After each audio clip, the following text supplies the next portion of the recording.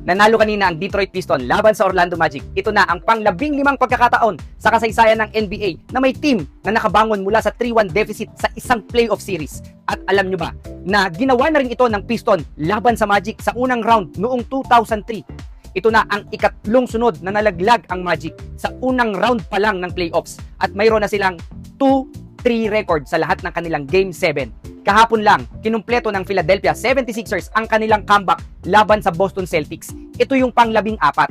Before this season, huling nangyari ito noong 2020 sa Disney Bubble. Gumawa ng kasaysayan ang Denver Nuggets bilang kauna-unahang team na nakabangon at nanalo mula sa 3-1 deficit ng 2 beses sa loob ng iisang playoff run.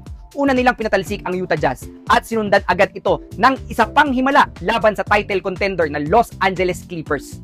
Dagdag na trivia, sa lahat ng 15 pagkakataon na may nakabangon mula sa 3-1 deficit, iisang beses pa lang itong nangyayari sa NBA Finals. Ito ay noong 2016 nang talunin ng Cleveland Cavaliers sa pangunguna ni LeBron James at ni Kyrie Irving ang Golden State Warriors na may 73-9 record sa regular season.